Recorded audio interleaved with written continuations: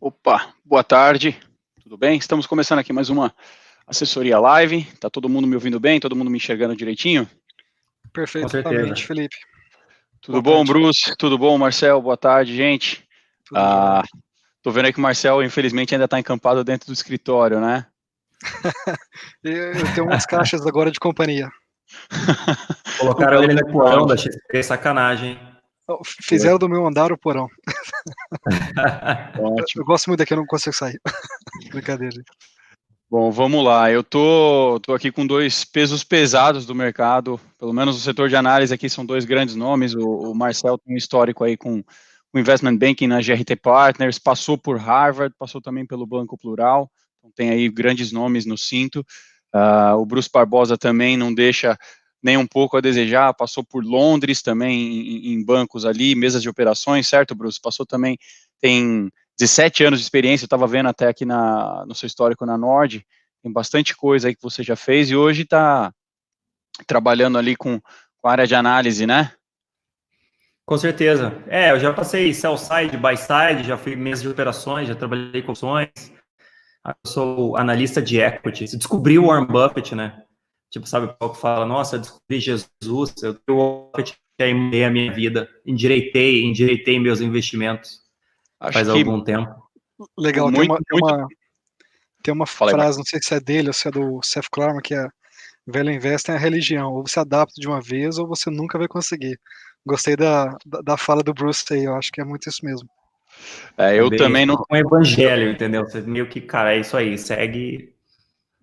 Acho que eu posso falar por mim, eu também não sou analista e especialista como vocês, mas também passei pela mesma transição, né, ali no histórico de começar a se interessar no mercado financeiro, em olhar muito para operar e tentar identificar qual que é o fundo do poço, onde é que é o topo do preço, até o momento que você aprende que, na verdade, você está olhando para um negócio, né, para uma empresa, e eu acho que é esse exatamente o tema, já aproveitando o gancho, acho que é o tema que a gente vai abordar aqui, né, vamos falar um pouco aí sobre essa análise dos negócios, no caso ali, olhando para o setor financeiro, né, e aí os dois contenders da nossa conversa hoje são Itaú e Banco do Brasil, certo? Então, como até diz o nosso título aqui, qual dos dois leva melhor nesse duelo entre os dois maiores bancos do Brasil, né? Vamos ser francos. Eu queria ouvir um pouquinho de vocês, a opinião do Marcel e também do Bruce. Não sei se vocês têm preferência por começar por algum dos dois, o que vocês acham? Vamos num jeito aí mais, um bate-bola? Vou tirar um joguinho aqui. Manda bala aí, qual que você vai falar primeiro? Acho que vem, assim, obviamente, crise inesperada, né? A primeira crise, né? A crise da pandemia, a quarentena e tudo mais, completamente inesperado. Acho que o negócio dos bancos funciona bem na quarentena, se você pensar que os bancos funcionam bem em home office, então não são como a indústria ou como o varejo, que possivelmente vão sofrer mais, mas os bancos, como negócios de ciclo longo, imagina que os bancos dão empréstimo hoje, imagina que o empréstimo é de 1 ano, eles só vão saber se aquele empréstimo deu certo daqui a 1 ano, quando o sendo pago pelo cliente, né, pelo tomador do empréstimo. E o que aconteceu agora, que foi bastante interessante, foi que os bancos anteciparam uma possível perda com crédito, com a piora da economia, com a pandemia, com o pior do mercado interno e tudo mais, e os seus balanços do primeiro trimestre já vieram bastante impactados, né? Mas de uma forma boa, como eles têm um ciclo longo, eles estão sendo mais conservadores em seus balanços e estão colocando o que a gente chama de provisão para devedores duvidosos, né? Cada banco chama de um jeito, mas eles estão aumentando, digamos, o seu colchão de liquidez para suportar a crise, né? Então, isso acho que foi bastante interessante no primeiro TRI. Os dois bancos fizeram provisões bastante grandes, né? O Banco do Brasil, obviamente, a dinâmica deles é completamente diferente, né? O Itaú é o maior banco privado, o Banco do Brasil é o maior banco público. Tem uma diferença grande em gestão aí entre os dois.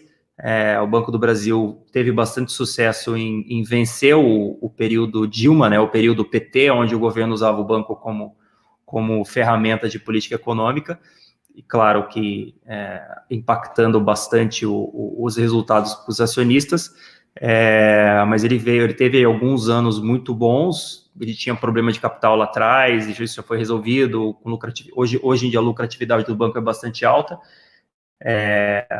e o Itaú já vinha muito bem, né? Então passou muito bem a última crise, né, pela crise do governo Dilma, e agora mais uma que, digamos, foi um choque menor, né? Essa crise agora foi um choque muito grande, né? Um negócio aconteceu assim de supetão.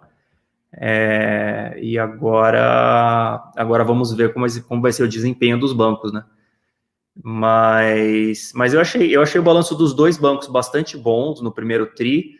Achei que foi muito responsável dos dois bancos fazerem provisões mais altas, né, se protegerem contra um possível impacto maior da economia, porque a gente ainda nem sabe quando vai acabar a quarentena, né? A XP, inclusive, está colocando vocês em home office até o fim do ano. Não sei se é uma escolha de cada um ou se vocês vão ser obrigados a ficar em home office, né?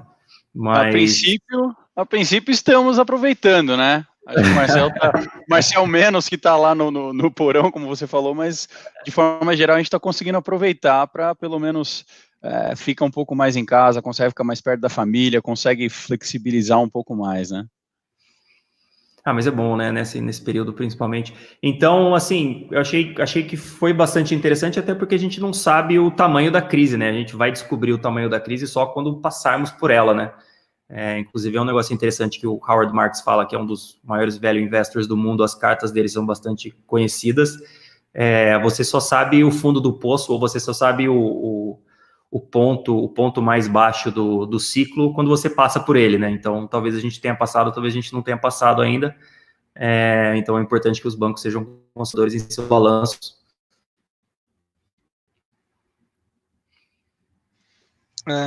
Eu acho que, pelo menos para mim, cortou um pouco da sua fala, Bruce, no final. Um pouco dos balanços e...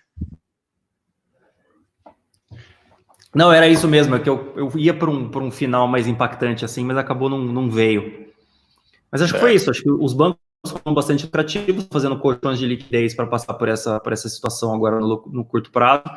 As ações caíram bastante, então eu já achava que bons investimentos em janeiro, fevereiro, com as ações negociando coisa de...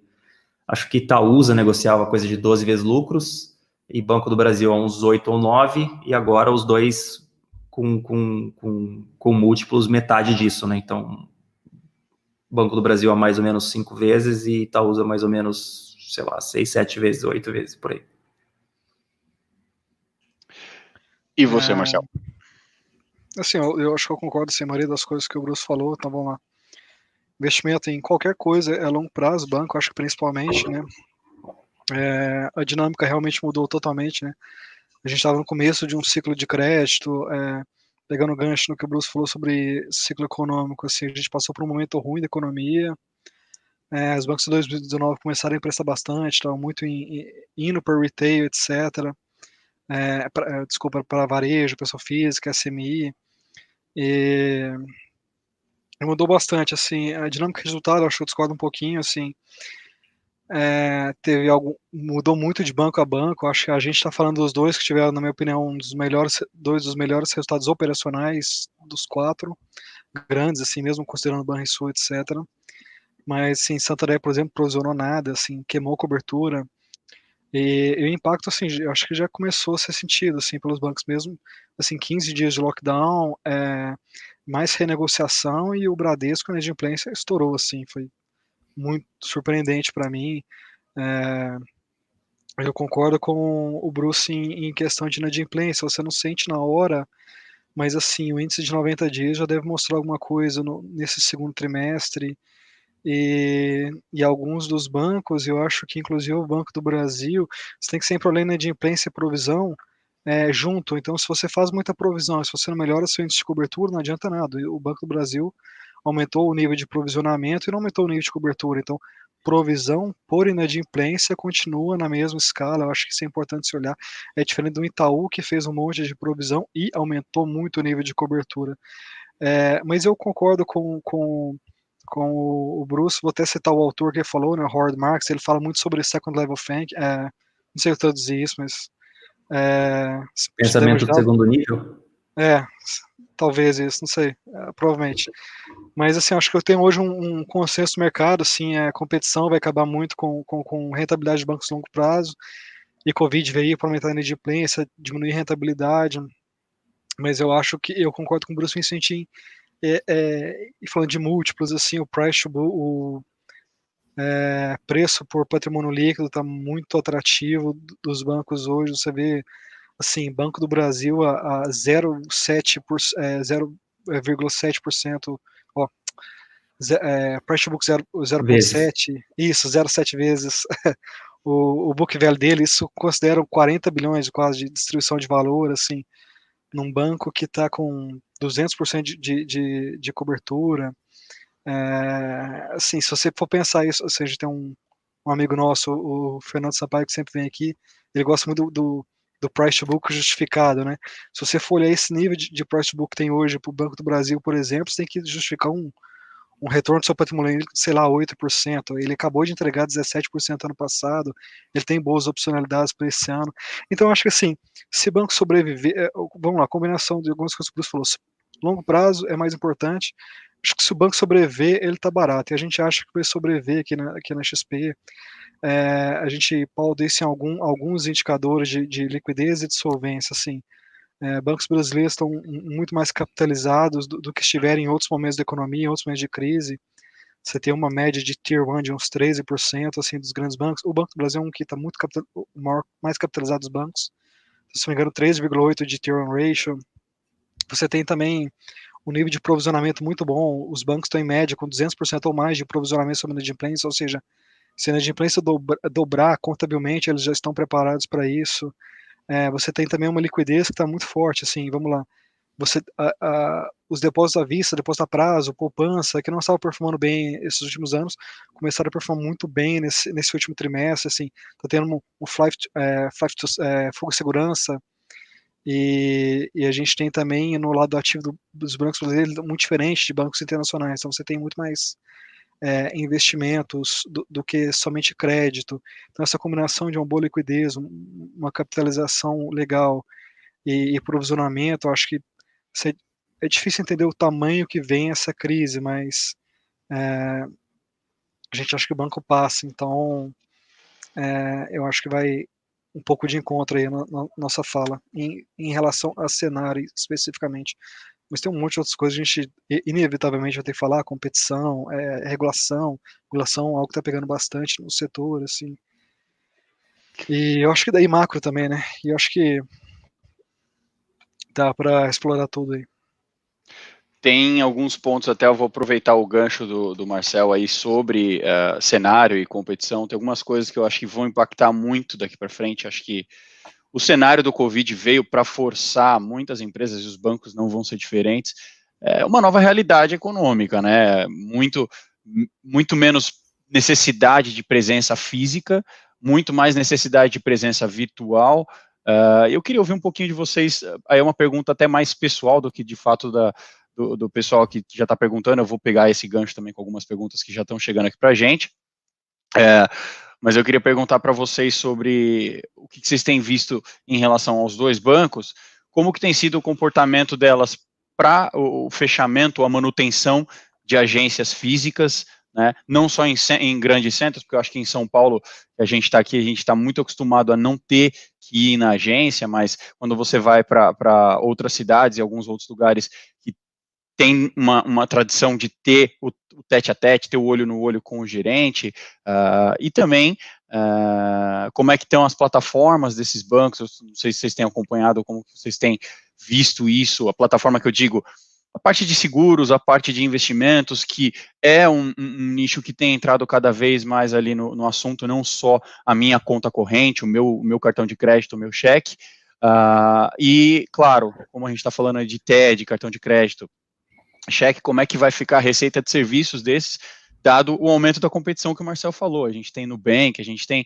a opção de não pagar por uma TED, a opção de não pagar por um cartão. Por que eu ficaria com esse cartão, com esse cheque, dentro de um grande banco, como é o caso do Itaú, como é o caso do Banco do Brasil? Eu queria ouvir vocês aí. Vamos começar, acho que, pelo Marcel, que já falou sobre isso. Acho que ele já deve estar até com isso fresco na cabeça.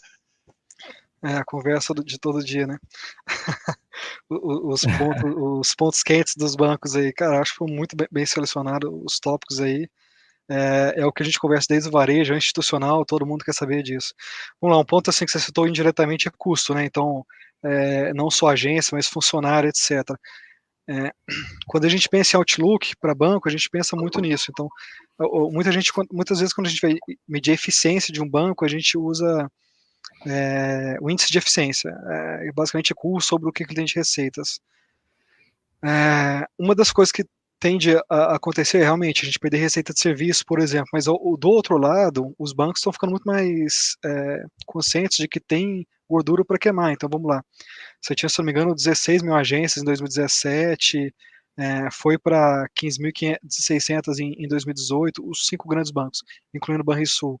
E aí você em 2019 já tem menos de 15 mil. Então, esse ano deve baixar ainda mais. E o coronavírus só veio acelerar isso. A mesma coisa em funcionários. Só em 2019 os bancos diminuíram os funcionários em 3%. E assim, se você for pensar que junta assim, 350 mil funcionários, é relevante, entende? Então vamos lá. O ponto que estou super importante, competição, FII, mas também tem esse outro lado dos custos que deve ajudar os bancos.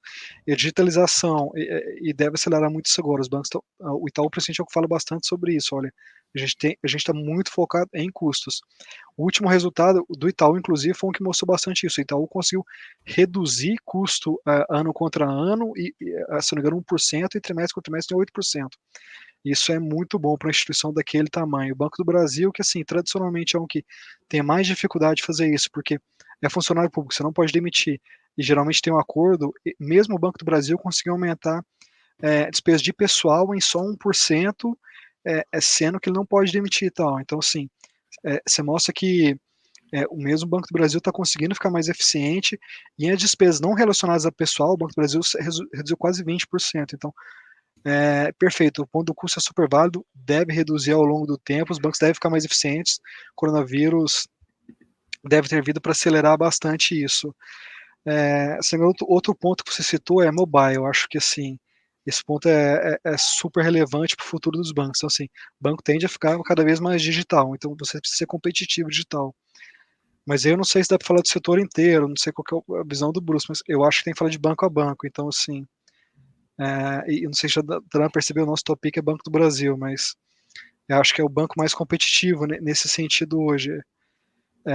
Vamos lá, é o banco que mais tem monthly active users, usuários mensais ativos.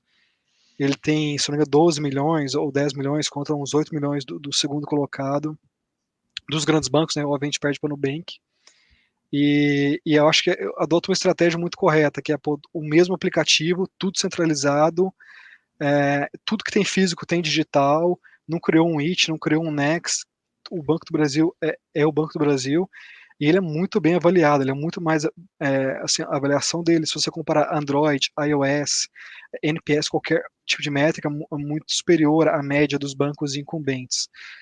Mas se a gente fala de mobile, a gente obviamente tem que falar do Nubank, etc., que realmente é uma ameaça para esse longo prazo. E combinando com o último ponto que você falou, que é receita, eu acho que esse realmente está muito... Os dias estão não são alarmistas, mas assim, é uma área que está sendo muito atacada. Mas é importante lembrar que banco tem muito mais do que TED, DOC e conta corrente e receita. Então vamos lá. O Itaú que mais tem receita. A gente vai falar de Itaú aqui, se eu não me engano, 2 dos 8 bilhões do 4Q do Itaú foi do quarto trimestre de 2019, desculpa, do Itaú, foi dessas linhas, assim. Então, o Itaú tem uma grande receita, que é de investment banking, que não está sendo atacado. O Itaú tem uma grande receita de seguros, que não está sendo atacado. É o oposto, né? Quem tem que confiar na instituição é o cliente, não o contrário. Então, tem ponto de serviços que não está sendo atacado. E crédito é muito mais difícil de entrar. Então, o crédito tem que saber modelagem, tem que ter dados de clientes, tem que ter histórico. Eu acho que, beleza, a competição está muito focada em fim, e agora talvez a competição fica mais leve, porque esses caras precisavam de funding. Nubank precisava de captação. O Nubank captou mais de 4 bilhões até agora para chegar onde está. A captação agora está difícil. Tanto o mercado de dívida quanto o mercado de equities, tudo ficou mais caro. Não sei se no longo prazo continua sendo ruim. Felipe, concordo contigo. No curto prazo eu não sei. Eu não sei como está a visão do Bruce para esses tópicos. Eu vou até aproveitar o seu comentário do Nubank, e antes de passar a bola para o Bruce, uma coisa que chamou muita atenção, eu estava ouvindo esses dias um podcast de alguns gestores, e eles falando exclusivamente de bancos. Caio veio muito bem a calhar, inclusive, para o nosso tema aqui. E menção deles, eu posso até estar desatualizado, mas na época, isso foi no começo do ano, o único banco no Brasil que tinha contas ativas em todas as cidades no país é o Nubank. Que eu acho curioso, porque você tem 200 anos de Banco do Brasil hoje e não necessariamente é assim, né? Não, o Bradesco também tem, etc. Mas o Nubank já conseguiu. O Nubank tem clientes em todos os municípios do Brasil. É isso aí. Bruce, por favor, a gente deixou você aí sem falar em um tempo, eu quero ouvir um pouco de você também. Não, é interessante esse negócio do Nubank, eu não sabia que eles tinham clientes em todas as cidades do Brasil, mas é interessante sim. Assim, eu acho o Itaú deixa bem claro, né? O Itaú, assim, sinceramente, é o banco mais bem gerido do país há tempos, né? Eles fazem uma PMEC, né? Que é uma reunião com o investidor todo ano, por outubro, assim, outubro, novembro. E é um show, né? A PMEC do ano passado foi justamente em cima do risco das fintechs, né? Da competição. Então, os bancos têm duas grandes áreas, né? O Itaú, principalmente, divide o seu balanço bem assim, acho bem interessante. Seguridade, serviços e crédito, né? Crédito é bastante dependente de economia, não tem muita barreira de entrada. Os grandes bancos são, digamos assim, o preferido de quem vai tomar o empréstimo, né? Até pela facilidade. E os bancos menores têm que pegar o que sobrou, né? Ou então eles acabam dando empréstimo a um preço mais baixo. E seguridade e serviços, onde as fintechs querem atacar, né? É um negócio muito mais lucrativo, muito menos dependente de cenário, né? Então é um negócio muito mais sólido, muito mais lucrativo pensando a longo prazo. E as fintechs estão tentando atacar ali. Qual que é o foco do Itaú para brigar com as fintechs? É ter um bom produto, né? Oferecer um bom serviço para o seu cliente e cortar custo. Porque só cortando o custo eles vão conseguir oferecer o mesmo serviço por um preço menor. Inclusive, eu acho que os grandes bancos deixaram as fintechs entrar nesse mercado deles, né?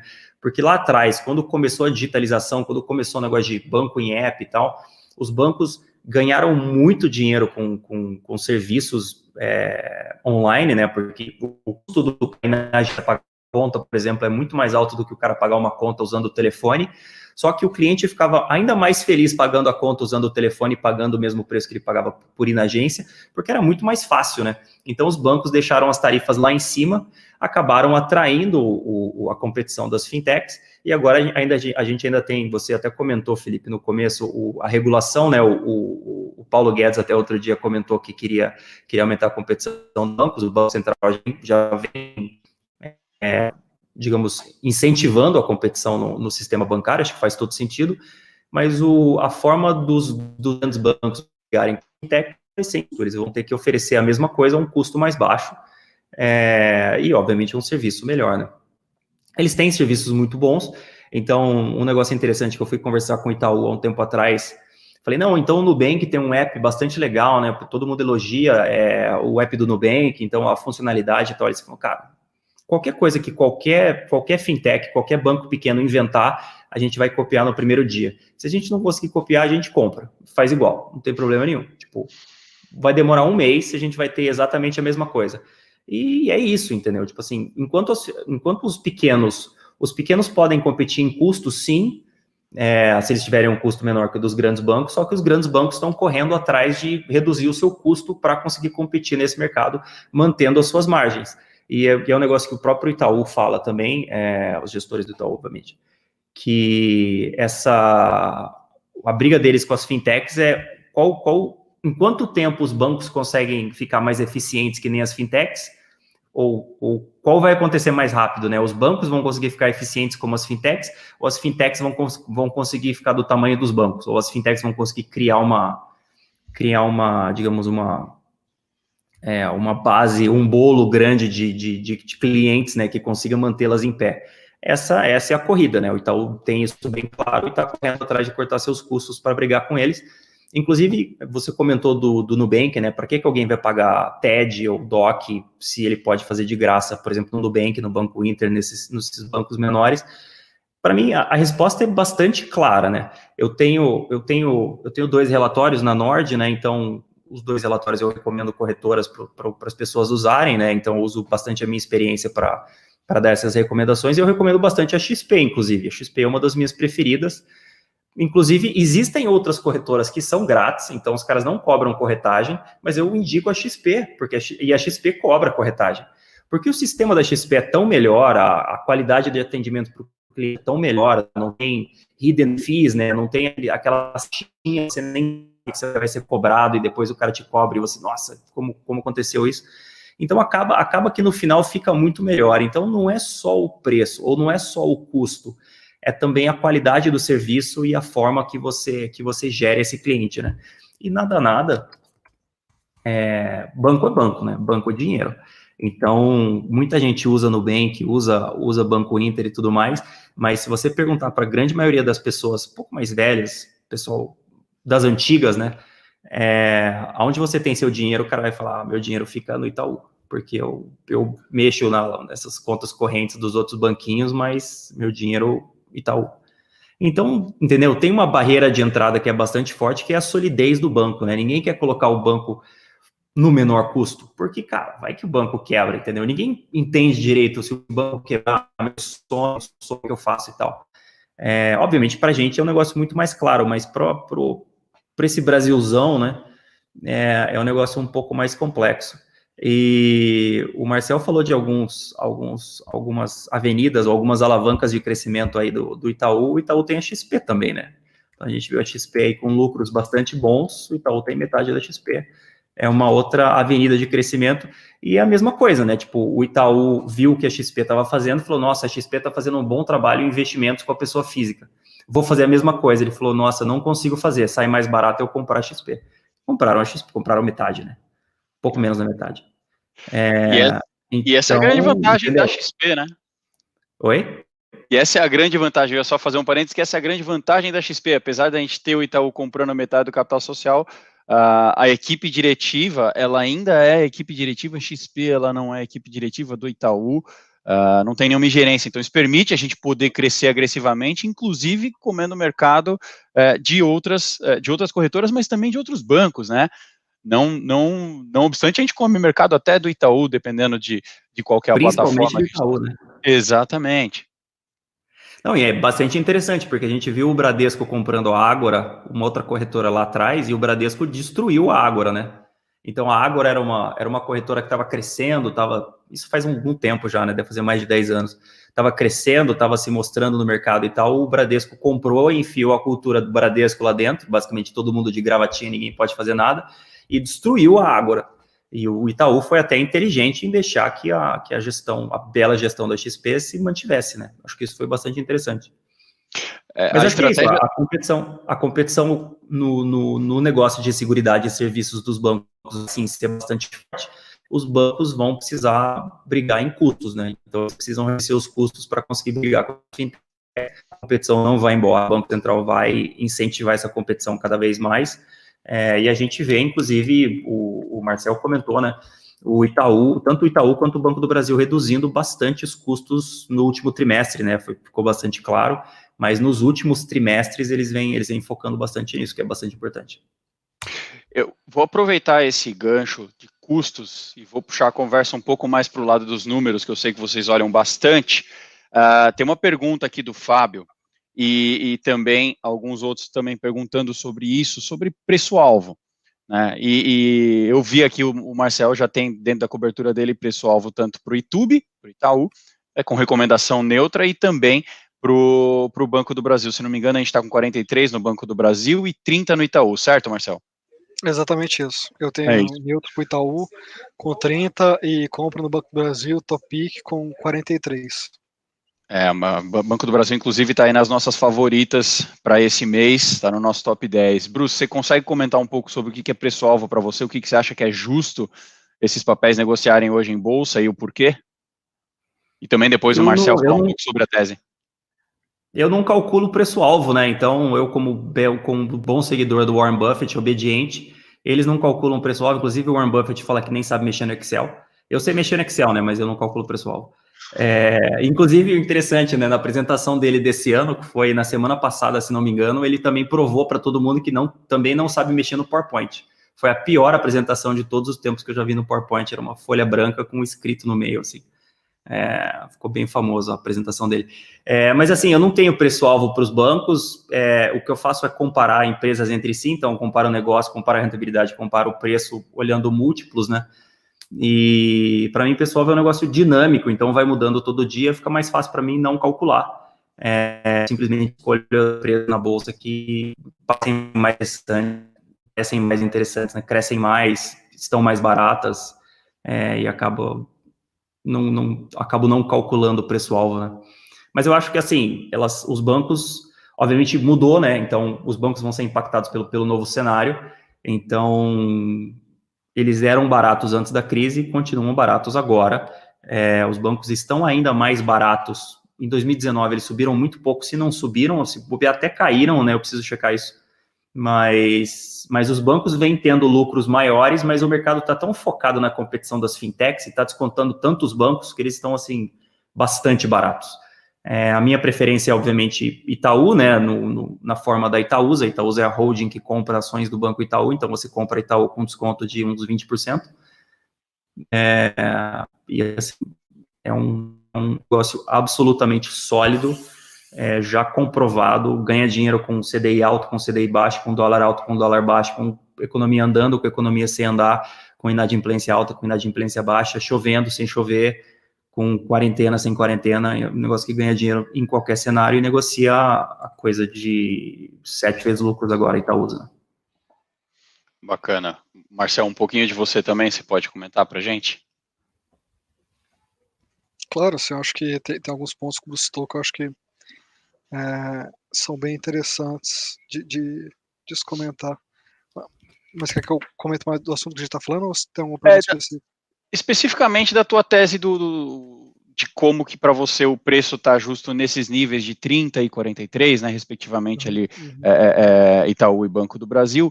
E eu vou aproveitar e já colocar no ar uma pergunta que vocês podem aproveitar para já embutir a resposta, que é uma outra pergunta também dentro da conversa de preço, ou preço-alvo, ou níveis de preço, que acho que vai cair bem.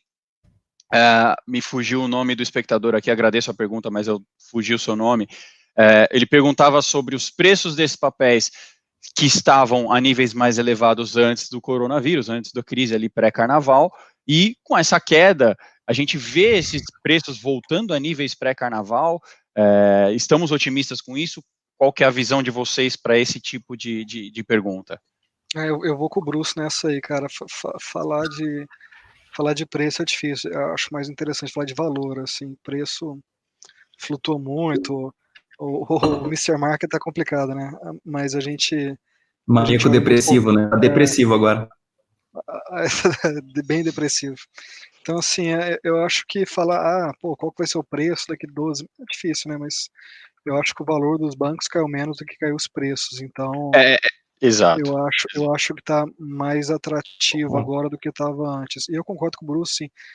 Banco tá crescendo menos do que o Ibovespa tem um bom tempo. Assim, 2019 foi um ano que cresceu bem menos mesmo, ficou bem para trás. O banco está ficando cada vez menos representativo no índice e concordo com ele sobre a questão de competição.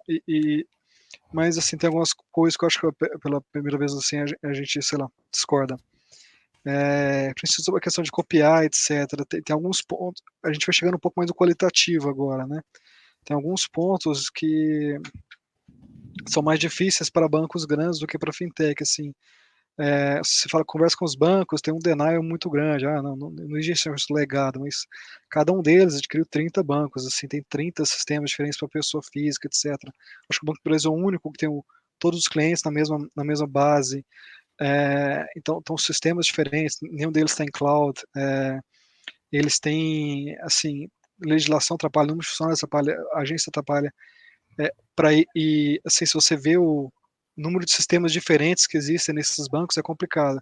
Quando você vai para o Nubank da vida, eles têm uma única linguagem de programação, se eu não me engano, que é a mesma que a Spotify usa, então para eles é muito mais fácil, já começaram num sistema de design thinking, assim, já começaram a fazer todo do zero, algo muito mais limpo, muito mais fácil de se integrar. Então, por isso que se traduz o NPS tão alto. Eu não acho que é tão fácil para um banco copiar. e hoje é praticamente impossível ter uma aquisição nesse setor de uma dessas grandes fintechs. O CAD não vai deixar. Se a gente conversa muito com todo mundo, assim, a possibilidade de o CAD aceitar que o Nubank seja comprado por um Itaú, por um Bradesco, por um Banco do Brasil é muito próxima de zero. Você junta 30 milhões de clientes de um desses grandes bancos com 20 milhões de clientes no Nubank, assim. Primeiro você tem o fator de número de clientes, segundo você tem o fator de fomento de competição, que é o que o Caio está falando. Então, eu acho que a aquisição é difícil, copiar é difícil, mas assim, novamente tem aqueles pontos que eu falei que eu concordo muito com o Bruce, que é sobre custos, cair, etc. Só ajudando um ponto pro sim, o próprio Itaú fala que o sistema da XP é realmente muito melhor, que eles ficaram surpresos na qualidade do sistema da XP que eles não tinham. Mas o próprio Itaú tá tentando correr muito atrás. Aquele Itaú 360, por exemplo, uma tacada de mestre. Assim, eles aumentaram muito a AUM, aumentaram muito o número de clientes, estão correndo atrás. Assim, foi uma das belas jogadas de um banco que eu concordo com o Bruce. Vou falar muito de qualidade, eu vou muito mais para valor do que para qualidade. Mas quando eu falo de qualidade, obviamente o Itaú é uma jogada de mestre, assim, combinando esses dois pontos, assim, você vê o Itaú que tem um deployment of capital, alocação de capital do Itaú 5 estrelas, assim, XP, Porto Seguro, e juntando esse nível de alocação de capital muito bom com o valuation do Itaú, se você tirar do patrimônio líquido do Itaú e do preço do Itaú, a XP, a Porto Seguro e outras empresas que eles têm, o Itaú fica num preço, num múltiplo que se aproxima mais de alguns outros bancos privados. E se você for pensar em questão de qualidade, assim, governança, você sempre pensa que é um banco que tem dono. Se o Cândido Bracher quiser tomar uma decisão que for muito ruim, ele vai chegar ali em conselho, ele vai encontrar Roberto Setúbal e Walter Moreira Salles. Assim, é um pouco mais difícil de tomar uma decisão errada ali do que em algum outro banco. Você não tem dono e você não tem um conselho com tamanha robustez, assim. Então, nesse ponto de qualidade, assim, eu vou muito de encontro com o Bruce e Bradesco, assim, a Ágora, talvez por ética, né, não é muito legal comentar, mas estava lendo esses dias um livro do Seu Brandão, da FGV, e ele fala assim, olha, Bradesco, quando adquire, é inteiro, porque a cultura é uma religião, assim, a gente não tem muita facilidade em conviver com cultura diferente. Então, quando o Bradesco compra, por exemplo, é inteiro, assim, então, para o Bradesco ter essa alocação de capital do Itaú é realmente mais difícil, assim, até mesmo por uma questão cultural mesmo, não é ruim, não é bom, assim. É como é feito. Exato, e com muito sucesso. A história do Bradesco é uma história de sucesso. Tem um monte de banco pequeno aí que ficou pelo caminho, o Bradesco desde 1943 lucrando bastante aí, crescendo muito. Assim, gosta ou não gosta, assim que é, e gerou muito resultado, assim. Uma outra coisa que eu acho que seria legal a gente comentar, em particular, por conta de coronavírus, por conta de toda essa situação que força muitos microempresários a fechar seus negócios, eu estou partindo um pouco mais para o macro, mas vocês vão ver onde é que a gente vai chegar, muitos desses empresários vão precisar de crédito. Vocês mesmos falaram, quando a gente vai precisar de crédito, eu não vou buscar crédito num banco que eu não conheço, que pode ser que esse cara coloque um spread muito maior em cima do meu crédito e eu, com a situação atual, eu estou vendendo menos, eu estou faturando menos, eu tenho menos capacidade de geração de caixa e de pagar meus funcionários, ou mesmo de funcionar, dependendo de qual negócio eu estou.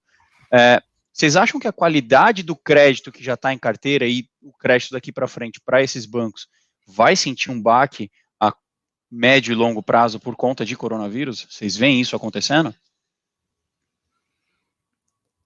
Quem começa? Eu acho difícil não, né? Porque o impacto econômico vai ser muito grande, né? A gente ainda está em quarentena e, assim, a XP provavelmente funciona muito bem, né?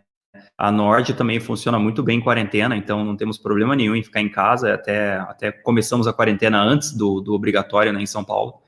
Mas, assim, tipo, varejo não vende, né? Então tem muita gente bastante impactada Então, eu imagino que eles vão ter, assim, muito crédito que eles vão ter que trabalhar, talvez mais inadimplência, uma demora maior para ser pago, mas a gente vai ter um impacto econômico grande aí da quarentena, né?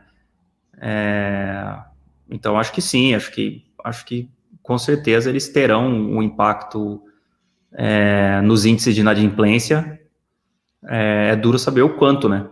Por isso que foi importante que eles fizeram, né, de trazer essa provisão já para o primeiro trimestre, se antecipar a qualquer piora do nível de crédito deles, para estar preparados para se alguma coisa pior do que eles imaginam acontecer, né? Até porque também eles simplesmente adiaram o lucro, né? Quando eles fazem uma provisão, eles tiram o lucro do resultado e depois se não usam a provisão, digamos, eles não tiveram a inadimplência que eles imaginavam, eles podem voltar com esse dinheiro de volta para os lucros, né? Então pode ser que o lucro seja menor agora e depois ele aumente mais para frente, eles revertem a provisão. Então para eles é interessantíssimo ser mais cauteloso nesse momento.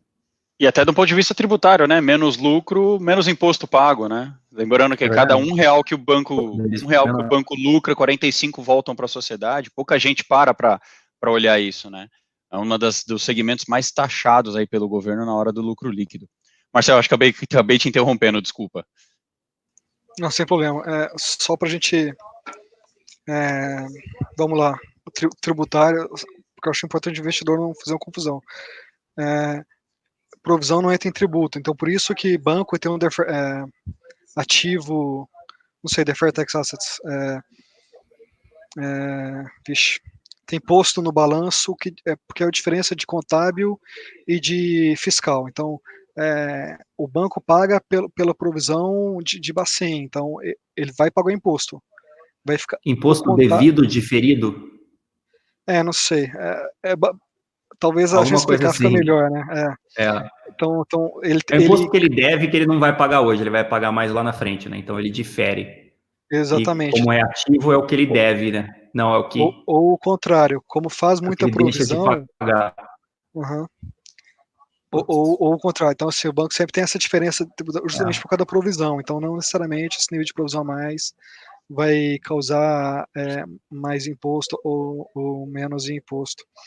Mas eu acho que os outros pontos citados eram sobre... Lembrei, desculpa. Os outros pontos do... Vocês tinham falado sobre... mais inadimplência esse ano, né? Tá. Qualidade do ativo, desculpa. Então, qualidade do ativo, acho que assim, a gente escolhe um pouco. A gente está um pouco bem mais cauteloso aqui na XP. Então, vamos lá. Como eu falei, o Bradesco veio aí para mostrar que realmente a gente pode ter um bom nível de inadimplência. E lembrando, o Bradesco aumentou muito o provisionamento dele, mas não aumentou a cobertura. Então, pelo nível de inadimplência que ele tinha, a provisão que ele fez ficou abaixo do que deveria ser feito, para ter o mesmo nível de cobertura. Todos os bancos aumentaram a inadimplência esse trimestre. Esse trimestre a gente teve 15 dias de lockdown em São Paulo. Teve local que nem teve lockdown em março. E lembrando, esses grandes bancos eles estão no Brasil inteiro, não só em São Paulo capital. Então, assim, inadimplência deve vir, provisão não necessariamente vai ficar aí para não ser usada. A gente nunca teve um cenário desse em atividade econômica parada, e acho que assim, vale muito falar de banco a banco, né? Um dos motivos da gente gostar de Banco do Brasil também é porque a carteira dele é mais protegida, como a gente falou assim, no começo como eu falei no começo do vídeo, o Banco do Brasil tem 40% da linha do portfólio dele em agro e consignado, que são linhas muito bem defendidas. Já o Itaú tem 70% da linha dele em pessoa física e pequena empresa. Então, assim, são segmentos com tradicionalmente mais inadimplência e são os mais impactados nesse momento, assim. Então, a qualidade do ativo deve piorar, sim. E, assim, esse primeiro trimestre veio para anteceder, mas nós estamos projetando que a provisão continua alta no segundo trimestre e no terceiro trimestre. A gente tem no relatório que a gente soltou em março, a gente já colocava o lucro de banco caindo esse ano consideravelmente. Mas lembra, não é por um dos pontos que o citou no começo, a longo prazo a gente pensa, não é porque o lucro de 2020 vai ser ruim, que investimento não faz mais sentido. O Bruce citou algumas vezes o Warren Buffett, ele fala de alguns investimentos que ele comprou em 20, 30 anos atrás, que ele nem lembra qual era a taxa de juros daquele ano, etc. Então, assim, talvez daqui 10 anos você nem lembra por que você comprou Banco do Brasil a 20 e poucos reais, mas então, é muito esse o nosso call, é longo prazo, mas 2020 a gente acha que o lucro vai ser bem comprimido e que essa qualidade de ativo, esse nível de provisionamento é para refletir o que está por vir provavelmente. Ótimo. Bruce, alguma outra coisa? Eu tenho uma outra pergunta também aqui, já falando sobre lucro e dividendos. Se eu puder já lançar ela. Não, manda, vai em frente. Vamos lá. Basicamente, a minha dúvida é o seguinte, a gente já consegue perceber que com esse impacto todo, vai ter um aumento de provisionamento, vai ter um lucro abaixo do que era esperado ali no começo do ano, aquele otimismo todo está sendo reajustado, né, então a gente tem que alinhar nossas expectativas à nova realidade. Só que com esse lucro mais baixo, quem vocês acham que vai sofrer mais na hora de pagar o dividendo? Vocês acham que o Banco do Brasil sofre mais do que o Banco Itaú, ou vice-versa? O Marcelo até comentou da composição das carteiras de crédito, o Itaú tem aí um pouco mais de risco intrínseco à qualidade do crédito que ele dá, versus a qualidade do crédito que o Banco do Brasil dá. Vocês veem tendo uma grande diferença na taxa de distribuição de dividendos entre um e outro? Né? Se não me engano, os dois giram em torno de 8% de dividend yield de cada um dos papéis, certo? Eles não podem distribuir dividendos até 30 de setembro, só o mínimo estatutário ou o regulatório de 25%. Então, até o fim do terceiro trimestre, é 25% para Itaú, Bradesco Itaú, Banco do Brasil e Santander, e 30% para o Bradesco, que tem 30% estatutário. Então, vai ser dividendo, assim, em payout vai ser isso. Eles podem consertar no quarto trimestre para mudar, mas a princípio vai ser baixo. Pode mudar, obviamente, a rentabilidade, né? Aí, Bruce, se quiser complementar. Não, só para colocar em perspectiva, basicamente o Banco Central, vendo que os bancos precisam emprestar mais, a gente tem esse problema no mercado, né? Então os bancos sempre se contraem, param de emprestar tanto quando a gente tem um problema tipo esse, né? Um problema na economia. Para incentivar os bancos a emprestarem mais, o Banco Central proibiu os bancos de distribuírem dividendos, né? Então é isso que o Marcelo está falando. Então todos eles vão ter dividendos, infelizmente, todos eles vão ter dividendos menores, ou felizmente, né? Talvez eles emprestem mais dinheiro e aí os dividendos vão ser maiores ainda ano que vem. Mas a gente tem essa limitação aí esse ano.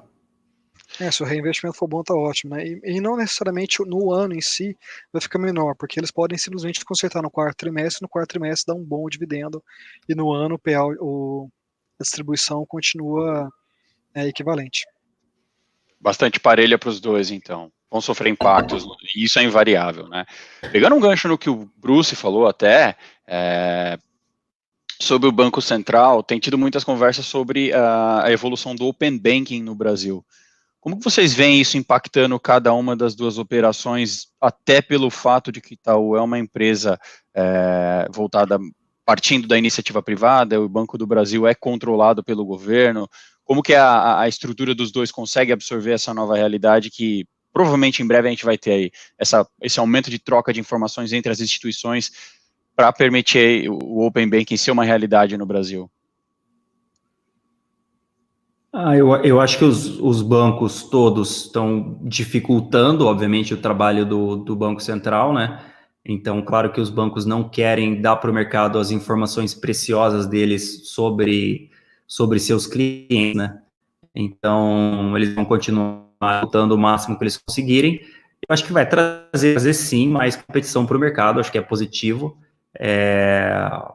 Vai dar mais informações para outras instituições querendo dar crédito para os clientes que são dos bancos, e tira, digamos, um dos pilares, uma das vantagens competitivas dos grandes bancos em cima dos pequenos, né, que são as informações em cima da capacidade de pagamento do cara que toma crédito.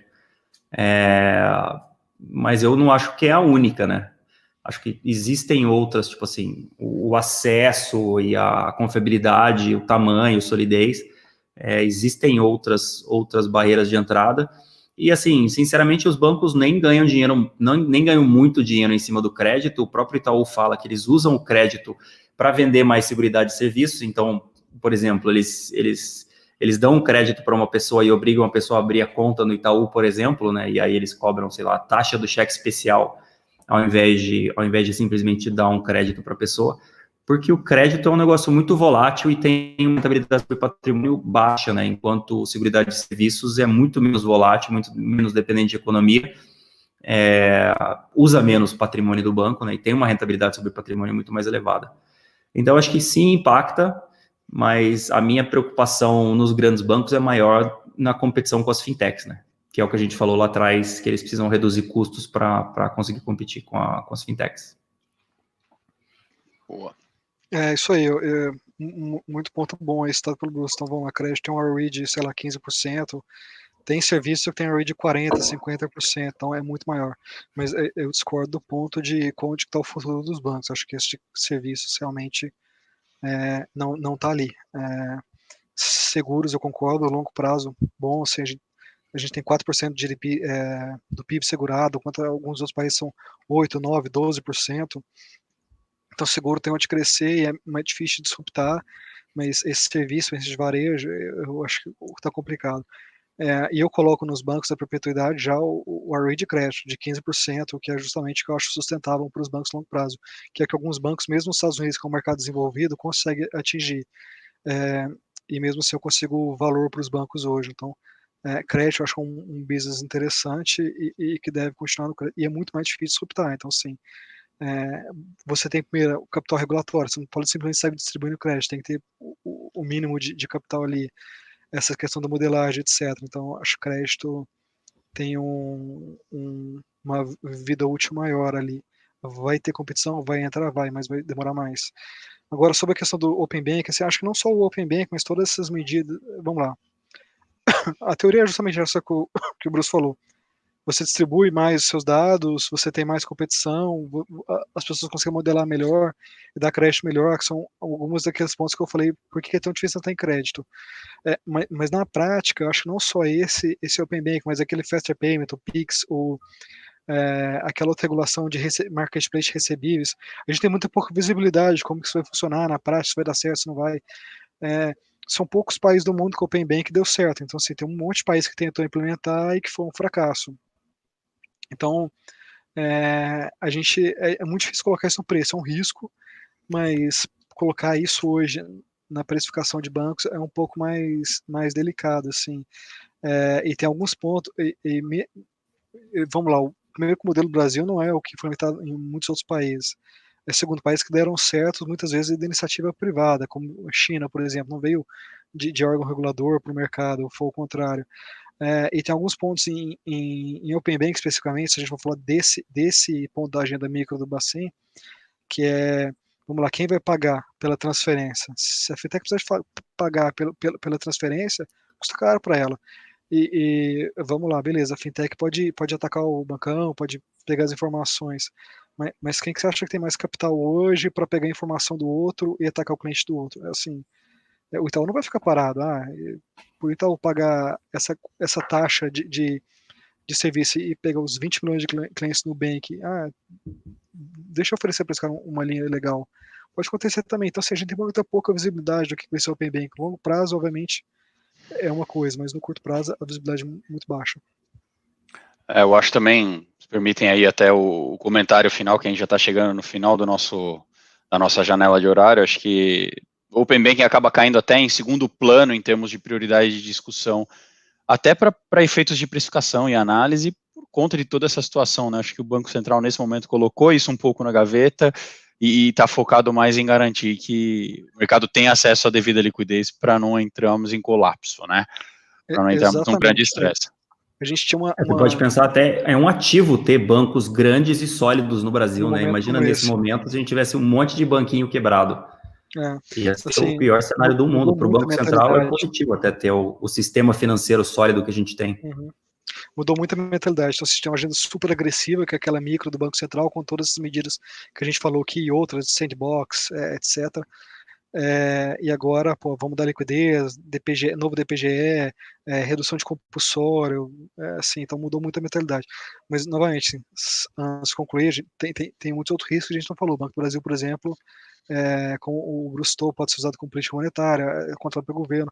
A gente tem um monte de outras medidas agora rodando no Congresso, pode atrapalhar bancos. Então, o aumento de imposto de bancos pode passar de 45% para 65%, 75%, dependendo do que sair. A gente tem também outras medidas relacionadas a crédito. Assim, acho que é importante para quem está investindo hoje, pensa nos riscos também. O Brustou é algo muito importante, pessoal, etc. Mas, assim, veja a qualidade do business ali e quais são os riscos. Eu acho que focar muito em risco, ter um margin of safety bom é importante. Estudar bastante o que você está investindo. Um disclaimer bem rápido. Se for olhar a agenda do Senado com relação aos bancos, é um negócio aterrorizador, né? Tipo assim, é uma ideia pior que a outra, e os caras estão votando ou querem votar no Senado, né? Vamos ver se eles votam ou não. E se passa na Câmara também, né? Tem algumas que é ruim até de publicar, assim, você fala, nossa, eu vou perder credibilidade se eu publicar isso aqui, porque, assim, principalmente o investidor estrangeiro, se eu publicar isso e o cara lê, o gringo lê, vai pensar, caramba, ou o analista é maluco, ou eu não vou investir nesse país nunca. Venezuela, né? Se Deus quiser, não. Gente, queria agradecer aí pelos inputs, pela visão, acho que foi uma troca muito rica. Marcel, muito obrigado pelo teu tempo. Bruce, obrigado a você, obrigado à parceria com a Nord também, contem com a gente. E, pessoal, mandem perguntas, se inscrevam no canal, se vocês tiverem a disponibilidade de tempo, assistam as lives, eu sei que são muitas lives encadeadas, mas tem muito conteúdo de muito valor. Acessem o nosso site, acessem o nosso portal, acessem também o portal da Nord, tem muito conteúdo rico lá. E, de novo, obrigado pelo tempo de vocês, obrigado pela atenção, obrigado aos dois pelos inputs, pela conversa, foi muito agradável, acho que tem muito ainda para a gente sair desse buraco, mas com a ajuda de vocês a gente vai sair mais rápido. É isso por hora, eu vou deixar aí a janela aberta para a próxima equipe de analistas virem e falarem um pouco mais nessa super live de hoje. Mais uma vez, um bom resto de dia, bons negócios para todo mundo. Um abraço, obrigado.